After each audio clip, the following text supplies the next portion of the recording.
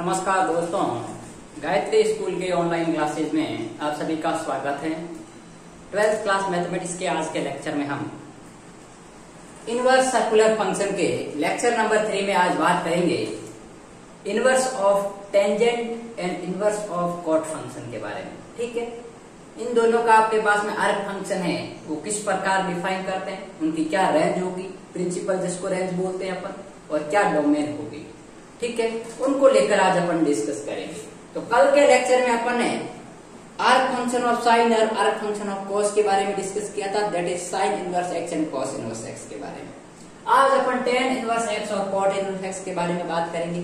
तो सबसे पहले तो अपन देखेंगे कि टेन इनवर्स एक्स की रेंज कहां से कहां तक होती है और उसके लिए क्या आपके पास में डोमेन होता है। ठीक है, तो जो टेन एक्स होता है, जनरली यदि मैं बात करूं टेन एक्स की, तो वो टेन एक्स क्या होता है आपके पास में कुछ इस प्रकार डिफाइन होता है, sine x upon cos x. लेकिन एक बात आपने 11th क्लास में पढ़ी होगी, इसका जब डोमेन और रेंज निकाला कि कॉस एक्स किसी भी हालत में जीरो नहीं होना चाहिए। कॉस एक्स है वो किसी भी हालत में जीरो नहीं, क्यों नहीं होना चाहिए? क्योंकि यदि कॉस एक्स का मान जीरो हो गया तो टेन एक्स का मान क्या हो जाएगा आपके पास में, इनफाइनाइट हो जाएगा। तो इनफाइनाइट मतलब टेन एक्स परिभाषित ही नहीं हो रहा है भाई, तो cos x कभी भी जीरो नहीं होना चाहिए। इसका मतलब क्या है कि x है वो कभी भी क्या नहीं होना चाहिए। cos x जीरो किस बिंदु पर होता है? cos π/2 जीरो होता है, cos -π/2 जीरो होता है, cos 3π/2 जीरो होता है, cos -3π/2 जीरो होता है। इसका मतलब है वो x बराबर 2n + 1 π/2 for all n belongs to integer. n का मान जीरो भी हो सकता है, -1, 1, -2, 2, -3, 3 कुछ भी होगा। तो इन x की वैल्यू पर cos x जीरो होगा, तो cos x जीरो नहीं होना चाहिए, मतलब x की ये वैल्यू आनी ही नहीं चाहिए। ठीक है, तो इसका डोमेन क्या होगा देखिए, ten such that set of real number में से साइन और cos का सेट ऑफ रियल नंबर था, उसमें से किसको घटाएंगे भाई, x सच दैट x बराबर 2n + 1 π/2 और all n belongs to z। ये इसका डोमेन हो गया। और रेंज कहां से कहां तक होगी, इसकी वैल्यू जब 10 का मान आपके पास में देखिए 10 0 0 होता है, 10 π/2 क्या होता है आपके पास में, इनफाइनाइट होता है, 10 -π/2 आपके पास में माइनस इनफाइनाइट होता है। इसका मतलब है इसकी जो रेंज होगी वो आपके पास में सेट ऑफ रियल नंबर होगी, या जिसको अपन ऐसे भी लिख सकते हैं -∞ से इंफिनिटी तक। ये इसकी रेंज होगी और ये इसका डोमेन है।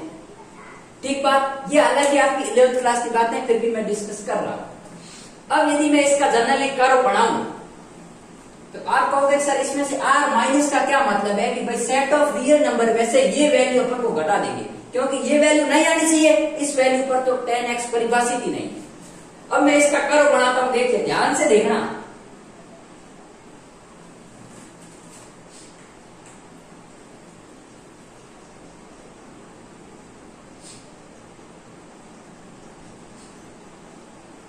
ठीक बात, ये जीरो है, ये π/2 है, ये π/2 है, ये पाई है, ये 3π/2, ये 2π। ठीक है, तो ये हो गया π/2, ये पाई, ये 3π/2, ये हो गया 2π। ठीक बात, इसी प्रकार ये आपके पास में है माइनस का π/2।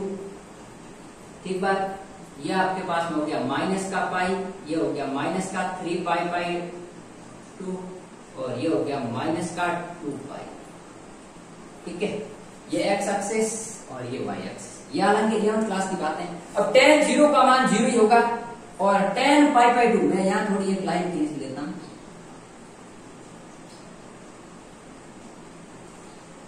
वो क्यों खींचता हूं वो भी बताऊंगा।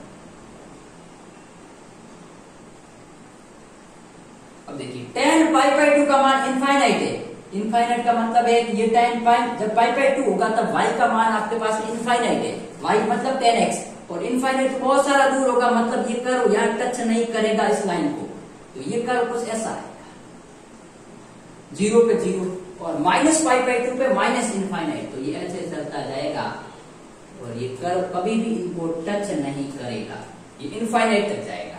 इसी प्रकार वापस आपके पास में इस इंटरवल में भी वही वैल्यू आपके पास में आएगी।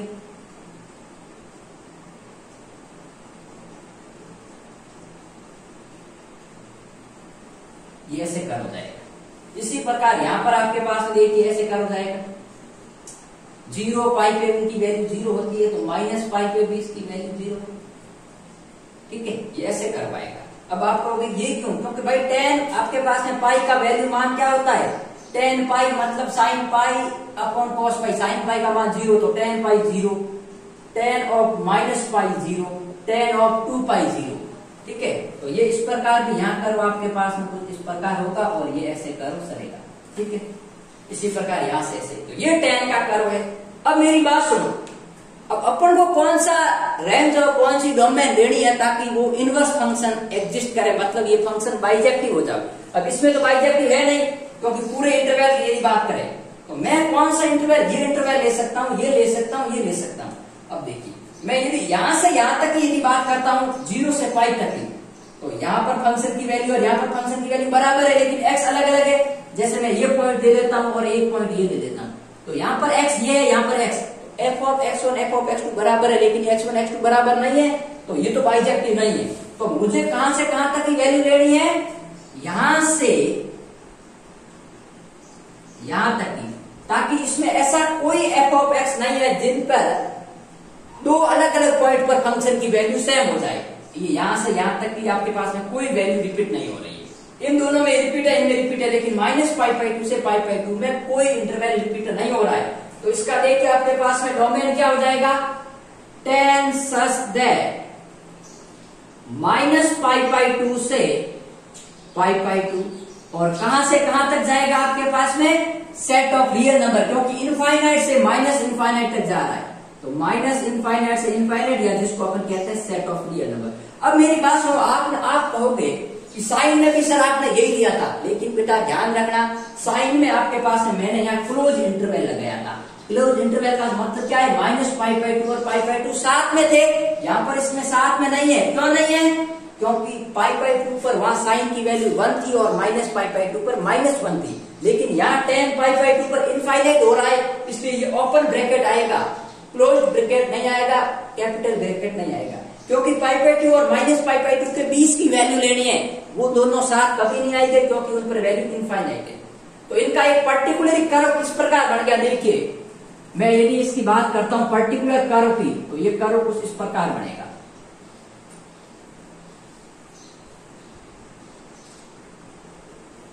ठीक है, ये कर्व है आपके पास में, ये यहां पर आपके पास में कहीं π/2 है, और ये यहां पर कहीं आपके पास में माइनस का π/2, ये आपके पास में y डैश है, ये आपके पास में y है, ये x है और ये x डैश।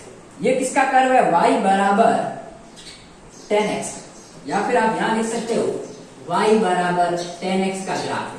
अब मुझे इनवर्स लाना है, तो मैंने क्या कहा था आपको? कोऑर्डिनेट एक्सिस को क्या करना है? चेंज करना है।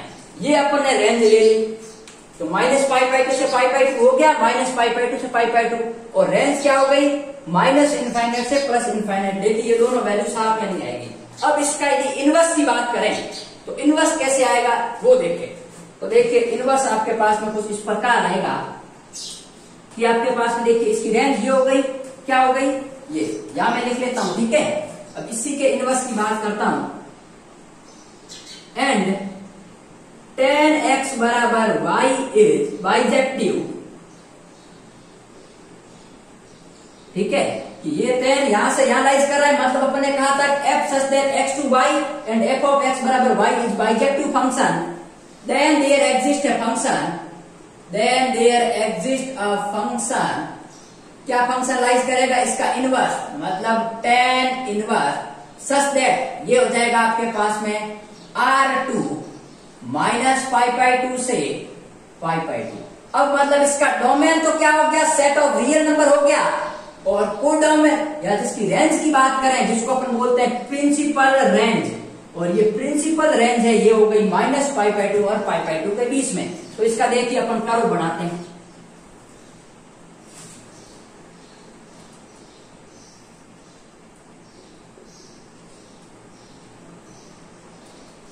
अब मेरी बात सुनो, इसका डोमेन क्या है? सेट ऑफ रियल नंबर है, मतलब यहाँ इनफाइनाइट तक, इधर भी इनफाइनाइट तक जाएगा, इधर भी इनफाइनाइट तक जाएगा। और रेंज क्या है? -π/2 से π/2। मान लीजिए मैं यहां ले लेता हूं π/2,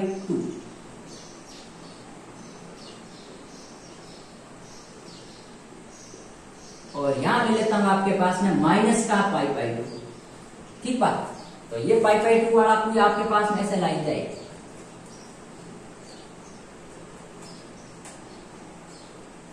अब देखिए tan इनवर्स, जब सेट ऑफ रियल नंबर है मतलब 0 रख सकता हूं, तो tan इनवर्स 0 की वैल्यू 0 आएगी, मतलब 0 पर कर्व यही आएगा। और tan इनवर्स जब आपके पास में अपन इनफाइनाइट रखेंगे तो आपके पास में π/2 आएगा, और माइनस इनफाइनाइट रखूंगा तो -π/2 आएगा, और उसके बीच में आपके पास वैल्यू आएगी। तो जब ये आपके पास में इनफाइनाइट रखेंगे x की वैल्यू तब π/2 आएगा, और माइनस इनफाइनाइट रखूंगा तब -π/2 आएगा। मतलब ये कर्व आपके पास में कुछ इस प्रकार आएंगे कि जब आपके पास में इनफाइनाइट मान होगा x का तब ये π/2 आ रहा है।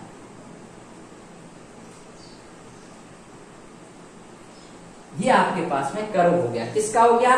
y = tan इनवर्स x का ग्राफ है। ठीक बात। जस्ट इसको उल्टा ही किया है, बाकी कुछ नहीं किया है, ऑर्डिनेट एक्सिस को चेंज कर दिया, ये इसको ऐसे घुमा लो। ठीक बात।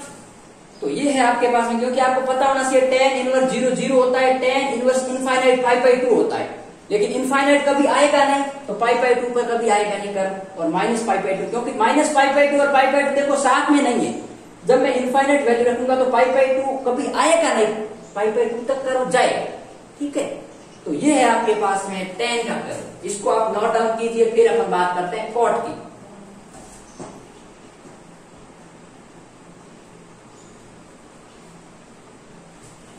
आराम से समझना, एक एक पॉइंट क्लियर करता जाऊंगा आपको।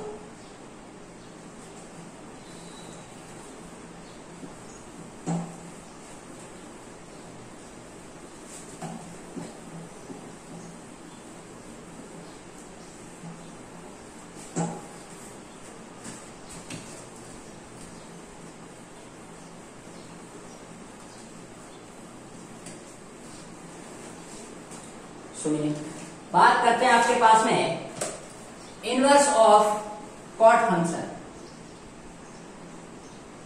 That is cot inverse x। ठीक है। अब सबसे पहले कॉट क्या होता है भाई? कॉट x होता है आपके पास में cos x अपॉन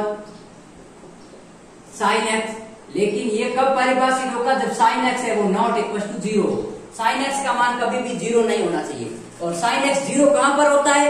sin 0 पर 0 होता है, sin π पर 0 होता है, -π, 2π, -2π। इसका मतलब है कि आपके पास में x है वो नॉट इक्वल टू होना चाहिए nπ, जहां n बिलोंग टू क्या है? इंटीजर। ये वैल्यू इसमें लाइज नहीं करनी चाहिए। तो इसका डोमेन क्या हो गया भाई कॉट का? कॉट का डोमेन हो गया cot such that set of real number में से क्या घटाना है? x सच दैट x बराबर nπ, n belongs to z से।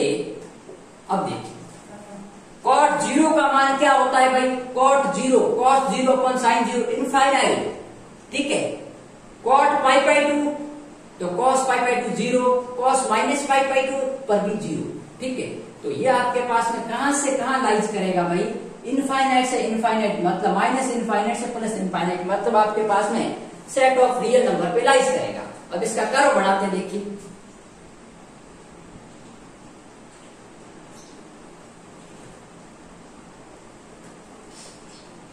ठीक है।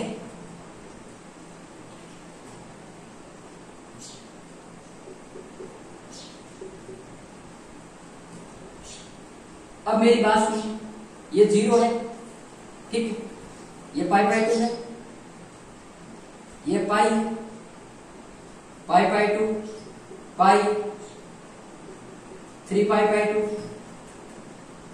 -π/2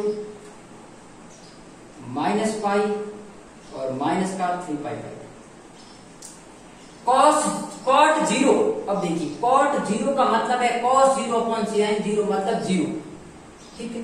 सॉरी cot 0 आपके पास में देखिए कॉट 0 मतलब cos of 0 upon sine of 0। तो कॉस 0 का मान 1 होता है और ये 0 होता है, ये इनफाइनाइट आ गया। मतलब ये y का मान आपके पास में इनफाइनाइट रहेगा जब ये आपके पास में 0, मतलब ये कर्व कुछ ऐसे रहेगा। और कॉट π/2 पर देखता हूं, तो कॉट ऑफ π/2, तो कॉस π/2 आपके पास में अपॉन साइन π/2, तो साइन π/2 का मान 1 होता है, तो 0 अपॉन 1 बराबर 0, तो ये 0 आ जाएगा। और पाई पर चेक करें तो पाई पर वापस इनफाइनाइट आएगा आपके पास में माइनस का, क्यों आएगा देखिए, कॉट ऑफ पाई, तो ये हो गया cos of pi upon sine of pi, तो ये हो गया -1 अपॉन 0 बराबर माइनस इनफाइनाइट। ठीक है, तो ये कुछ कर्व ऐसे आएगा भाई, आप देख लो।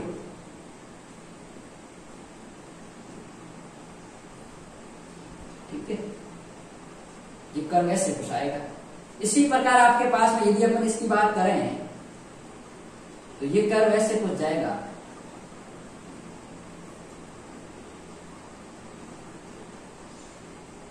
ये क्या है आपके पास में 2 पाई। इसी प्रकार इस तरफ भी आएगा आपके पास में कर्व। मैं पूरा आपको डीपली, हालांकि 11th क्लास में यदि आपको पढ़ाया होता एक एक पॉइंट पर आपको चेक करता, लेकिन फिर भी मैं बता रहा हूं आपको ऐसे करना, 11th क्लास में आपने पढ़ रखा है। ठीक है, तो ये कर्व आपके पास में ऐसे आएगा। थोड़ा मोड ज्यादा हो गया, ऐसे आप कर लेना। ठीक है, इसी प्रकार आपके पास में ये कर्व कुछ इस प्रकार आएगा। ठीक है, ये है। लेकिन अब इसमें से अपन को कौन सा सेलेक्ट करना है भाई, ये तो जनरल कर्व है आपके पास में, y बराबर cot x का। ठीक है, अब मैं आपको बात करता हूं, अब रिपीट कहां हो रही है भाई, यहां और यहां लेता हूं, रिपीट हो रही है -π/2 से π/2 ले, तो -π/2 ले, तो ये पूरा आपके पास यहां से यहां तक का नहीं आएगा, लेकिन इधर से इधर का और इधर से इधर का आएगा आपके पास में। तो अपन को कौन सी वैल्यू लेनी है, तो ये लूंगा मैं 0 से π तक। तो यहाँ पर कोई भी ऐसी वैल्यू नहीं है जो आपके पास में इक्वल आ रही है, तो मैं देखिए डोमेन सेलेक्ट करता हूं, cot such that 0 से पाई। अब मैं 0 और पाई को ओपन ब्रैकेट इसलिए लगा रहा हूं क्योंकि 0 पर इनफाइनाइट है और पाई पर माइनस इनफाइनाइट से सेट ऑफ रियल नंबर। ठीक है, एंड cot ऑफ x बराबर y इज बाइजेक्टिव फंक्शन।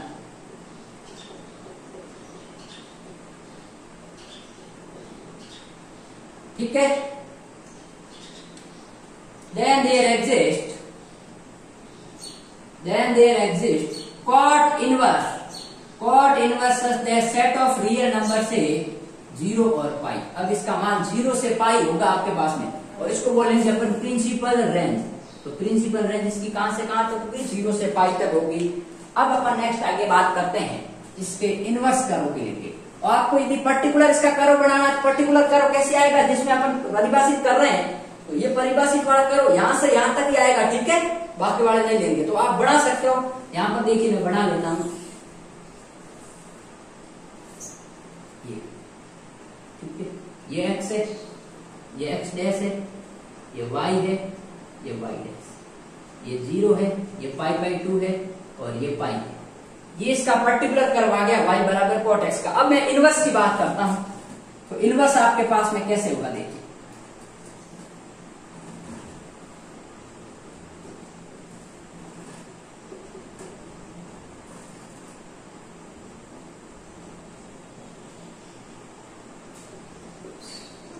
ये 0, ये π/2, ये पाई, क्योंकि अपन को रेंज 0 से पाई लेनी है, तो इसके नीचे का आएगा ही नहीं, ऊपर का ऑप्शन ही आएगा आपके पास में। और डोमेन क्या है, सेट ऑफ रियल नंबर, मतलब माइनस इनफाइनाइट से प्लस इनफाइनाइट तक चलेगा। ठीक है, तो अब देखिए, जब आपके पास में cot इनवर्स 0 रखूंगा, तो cot इनवर्स आपके पास में 0 की वैल्यू क्या होती है भाई, आपके पास में cot इनवर्स 0 इनफाइनाइट होगा। ठीक है, तो ये वैल्यू आपके पास में प्लस इनफाइनाइट इधर रहेगी।